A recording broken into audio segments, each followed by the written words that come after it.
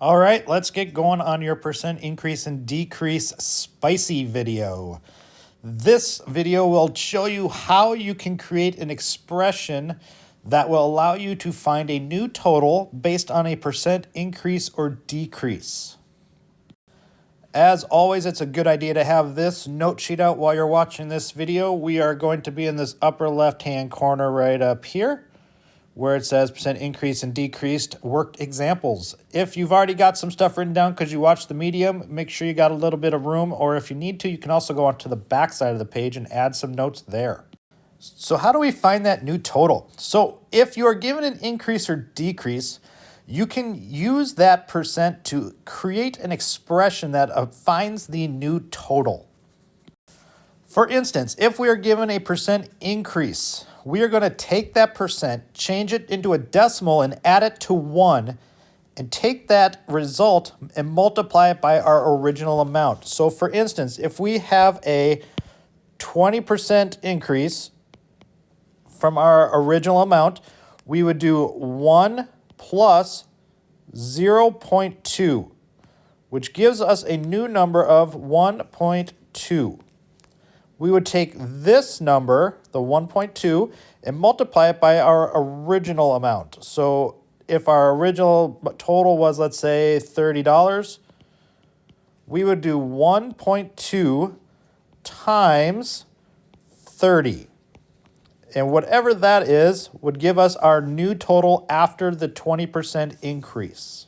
Similarly, if we have a percent decrease problem, we're going to take that percent that they give us, change it over to a decimal. We're going to subtract that from 1 and then multiply that by the original amount. So again, if we had 20% decrease, so our price is going down this time, we're going to do 1 minus 0.2, which is our percent as a decimal.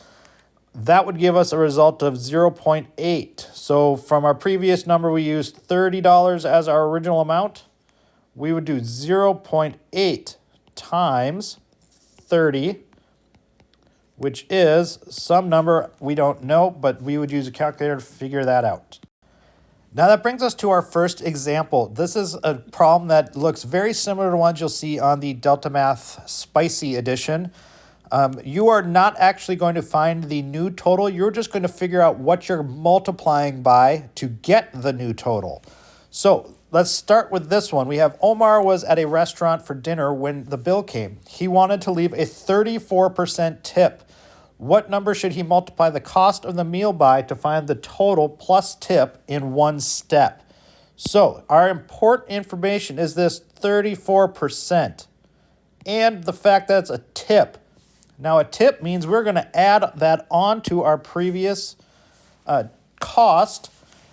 So in this case, that's a percent increase. Now, from our notes, we know that if we're increasing, we're going to add that percent as a decimal to 1. So we're going to have 1 plus 34% as a decimal would be 0.34, which gives us 1.34. So since we don't actually need to find the total, we just want to know the number he should multiply by, this would be the answer we would type in. Let's try one more example. This time we have Naomi. She went shopping for a new pair of sneakers because of a sale. The store was offering a 10% discount. What number should she multiply the prices on the tags by to find the price she would pay before taxes? So just like we did before, we need to find our important information, which is this 10% and the fact that's a discount. Now a discount tells me that would be a decrease problem, because I'm going to end up spending less money than I was anticipating to begin with. So from our notes, we know a decrease would be subtracted from 1. So we're going to do 1 minus 10% as a decimal, which is 0.1, which would mean we would multiply by 0.9. So we're multiplying by 0.9. At this point, you are good to go for your Delta Math Spicy Edition. If something's not sitting right with you and you have some questions, please feel free to walk across the hall and ask me. I am more than happy to help.